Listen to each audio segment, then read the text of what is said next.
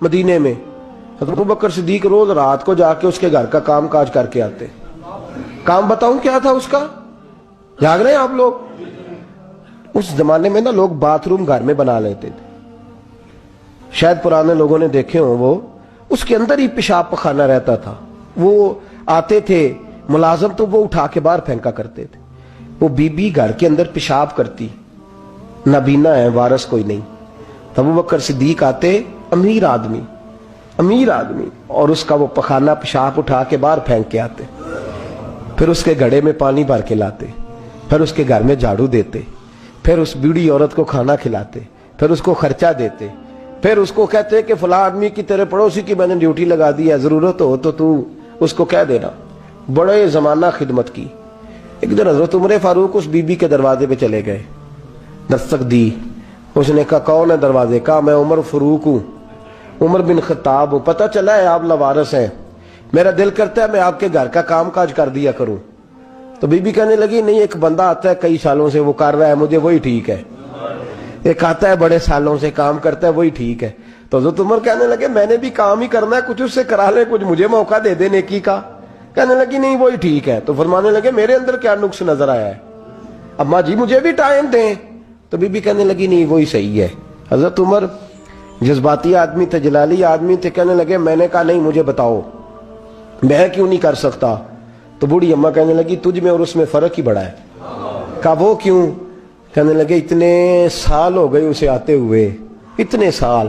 تو پہلے دن آیا ہے اور آتے کہہ رہا ہے میں عمر بن خطاب ہوں, اپنا نام بتا رہا ہے. سالوں ہو گئے میں روز پوچھتی ہوں تیرا نام کیا ہے, وہ بتاتا ہی نہیں.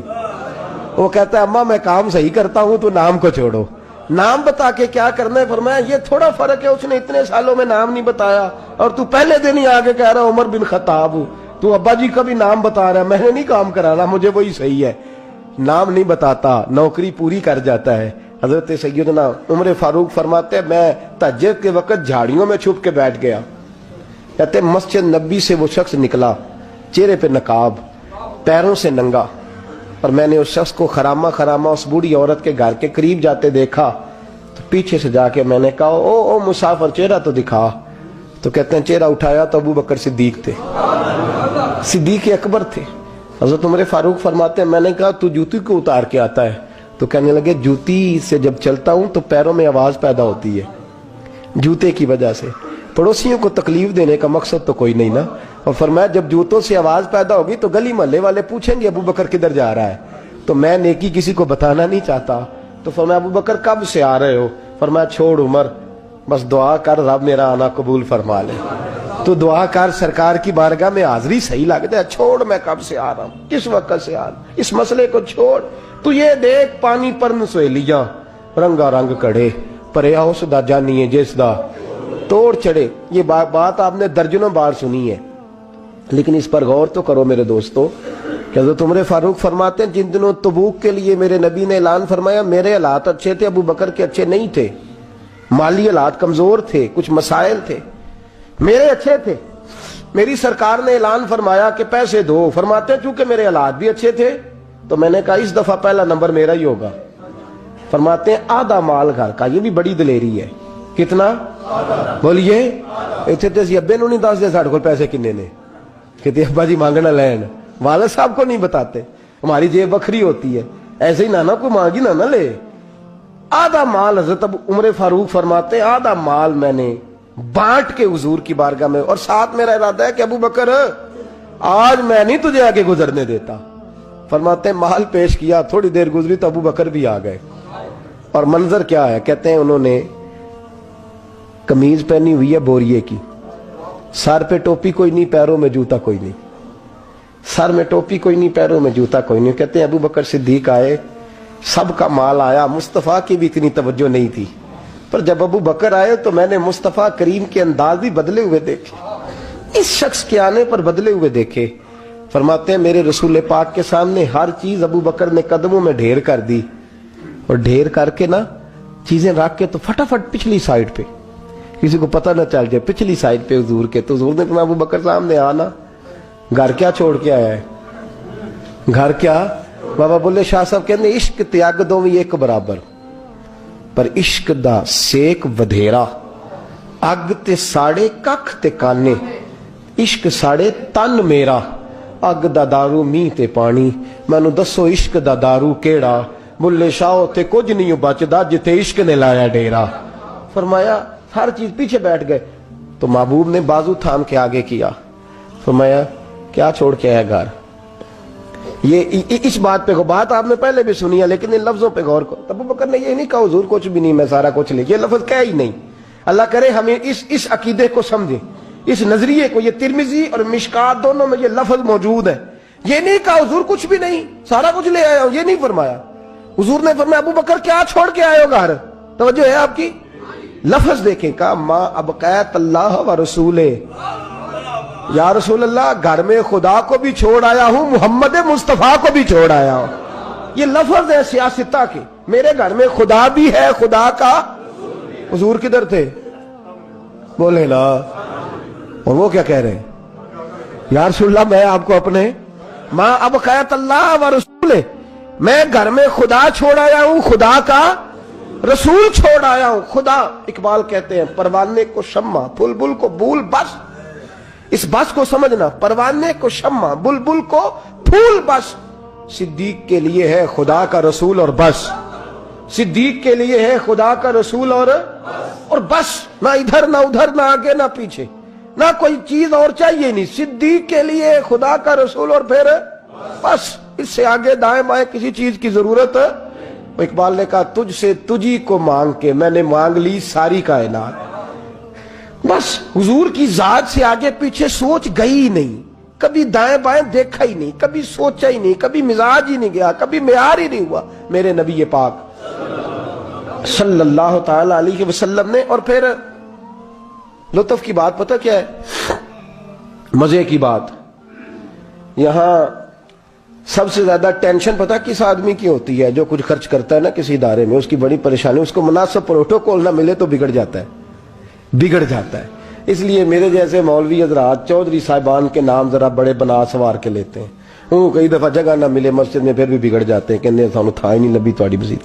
ये बड़ा मुश्किल होता है मरहला, ये प्रोटोकॉल बड़ी मुसीबत है, बड़ा मुश्किल मरहला है, सबसे मुश्किल ये वाला मरहला है। हजरत अबू बकर सिद्दीक, खर्चा सबसे ज्यादा, नौकरी सबसे ज्यादा, ताबेदारी, प्यार, फरमाबरदारी, बैठना सबसे पीछे है, पीछे होके दाएं बाएं, बताना नहीं, जिक्र नहीं करना। ये जो मोहब्बत के अंदर होती है ना, ये रकावत नहीं होती, ये असल में मोहब्बत की दौड़ होती है। ये हजरत उमर कह रहे हैं ना, मैंने कहा तू आगे गुजर के तो दिखा, ये मोहब्बत की, भाई एक महबूब के ज्यादा मुहिब हो तो उनके अंदर उसको दावत नहीं कहते, समझिएगा बात, ये भी मोहब्बत की। फस्ताबिकुल खैरात, अल्लाह खुद कहता है आगे बढ़ो एक दूसरे से। हजरत सैयदना उमर फारूक फरमाते हैं सारी जिंदगी मैंने ये कोशिश की कि अबू बकर से आगे गुजर जाऊं, लेकिन मैं उसने गुजरने नहीं दिया। उसका अंदाज ही बड़ा अनोखा है, इसलिए कि सिद्दीक के लिए है खुदा का रसूल है और बस, आगे पीछे जो जाए ना। एक दिन फजर की नमाज पढ़ी मस्जिद में, मिशकात की हदीस है, तो तुमने फारूक फरमाते हैं फजर की नमाज पढ़ के ना, तो नबी पाक सल्लल्लाहु अलैहि वसल्लम ने फरमाया रोजा किसने रखा है भैया आज? आप फरमाते मेरा रात को इरादा था रख लूं, ये बुजुर्ग ने पूछा तो मेरे दिल में ख्याल है रख ही लेता तो बेहतर था, नंबर तो लग जाता ना। फरमाते हैं हुजूर ने फरमाया किसने रखा है रोजा? कोई ना बोला, तो सरकार ने फरमाया जो सिर्फ इसलिए चुप है ना कि दूसरों को पता ना चल जाए, वो मैं कह रहा हूं उनसे बोले। हजरत सिद्दीक अकबर ने हाथ खड़ा किया, अर्ज की सोने तेरी मौज है ना, चुप रहने का हुक्म भी तू ही देता है और बताने का हुक्म भी, हुजूर रखा हुआ है रोजा। हजरत तो सैयदना उमर फारूक कहते हैं मैंने बड़ा घूर के देखा, मैंने कहा लंघन नहीं देंदा भाई, अगे हद हो गई है। खैर कहते हैं थोड़ी देर फजर की नमाज पढ़ी मस्जिद में, अल्लाह के रसूल ने फरमाया ये बताओ किसी ने आज किसी बीमार की तीमारदारी की है? आज टाइम क्या है? बोले सारे बोलिए, फजर की वक्त किसी ने तीमारदारी की है? तो हज़रत उमर कहते हैं सारे चुप थे, मैं बोल पड़ा, मैंने कहा हुजूर अभी तो फजर हुई है, बस से जाएंगे तो तीमारदारी भी कर लेंगे, हुजूर फजर के वक्त। तो नबी पाक मुस्कुरा के फरमाने लगे उमर तू जरा चुप तो कर। कहते मैं खामोश हो गया, तो हुजूर ने फरमाया जो चुप है ना किसी को पता ना चल जाए वो बोले। तो हजरत अबू बकर सिद्दीक ने हाथ खड़ा किया, अर्ज करने लगे या रसूल अल्लाह صلی اللہ علیہ وسلم 3 دن سے عبد الرحمن ابن عوف نماز پڑھنے نہیں آ رہے تھے مسجد میں. تو آقا میں نے رات کو پتہ کیا تو مجھے پتہ چلا وہ بیمار ہے. رات عشاء کے بعد پتہ کیا تو میں اپنے اس دوست کی عادت کو جانتا ہوں, وہ عشاء کے بعد جلدی سو جاتا ہے لیکن تہجد کے وقت ضرور اٹھتا ہے جتنا مرضی بیمار ہو. تو حضور آج میں ذرا جلدی اٹھا ہوں کیونکہ وہ تہجد میں جاگ جاتا ہے, تو حضور میں تیمارداری کر کے نماز پڑھنے آیا ہوں. حضرت عمر کہتے ہیں مجھے بڑا غصہ آیا, میں نے کہا ذرا نماز موقع لینے میں پوچھنا بھی تینوں کام کوئی نہیں ہو رہا. فرماتے میں نے کہا یار حد ہو گئی ہے اس شخص کی, سویرے تیمارداری بھی کر رہا ہے. کہتے اللہ یہ میں نے کہا یہ رقابت نہیں, یہ محبت کی جنگ ہے, یہ محبت ہے. اس کو کوئی لوگ غلط مطلب بڑی جلدی لیتے ہیں نا. حضرت عمر فاروق فرماتے ہیں چپ ہو گئی تھے کہ سرکار نے تیسرا سوال پوچھا. حضور نے فرمایا کسی نے کسی مسکین کو کوئی صدقہ بھی دیا آج کے نہیں؟ تو حضرت عمر کہتے ہیں میں نے کہا حضور رات عشاء پڑھ کے میں نے دیا تھا. فرمایا تو عشاء کی بات کر رہا ہے, میں آج کا پوچھ رہا ہوں. آج؟ تو حضرت عمر کہتے ہیں مجھے پکا پتا تھا ان نہیں بولنے جو بولے تھے. تو آپ فرماتے ہیں میں نے توجہ حضرت ابو بکر کی طرف کر لی. میں کہا 10 پائی صدقہ کیا ہے کہ نہیں کیا؟ تو حضرت سیدنا عمر فاروق فرماتے ہیں جب ابو بکر بولا تو میں رویا. جب صدیق اکبر نے بات کی تو میرے چھم آنسو نکلے. میں نے کہا یار تجھ سے کوئی نہیں فتح لے سکتا. حضرت سیدنا ابو بکر صدیق فرمانے لگے یا رسول اللہ آج میں تہجد کی نماز کے لیے اٹھا تو میرا پوتا بھی اٹھ گیا. حضور اس نے میرے ساتھ 2 نفل پڑھے تو کہنے لگا دادا جی بھوک لگ رہی ہے. تو میں نے اس کی دادی سے کہا کہ میرے پوتے کو 2 روٹیاں تو پکا دے. اس نے 2 روٹیاں پکائیں, ایک روٹی اس نے کھا لی, بچہ تھا, دوسری ہاتھ میں پکڑ لی. حضور گھر سے باہر نکلے تو ایک مسکین دروازے پہ کھڑا تھا, کہنے لگا رات سے کچھ نہیں کھایا. فرماتے ہیں تازی روٹی پوتے کے ہاتھ سے لے کے مسکین کو دی, پھر میں نے پتہ لیا واپس آیا ہوں. حضرت عمر کہتے ہیں پہلے میں مسکرا رہا تھا, پھر میری چیخ نکلی, میرے رسول پاک کے بھی آنسو آئے.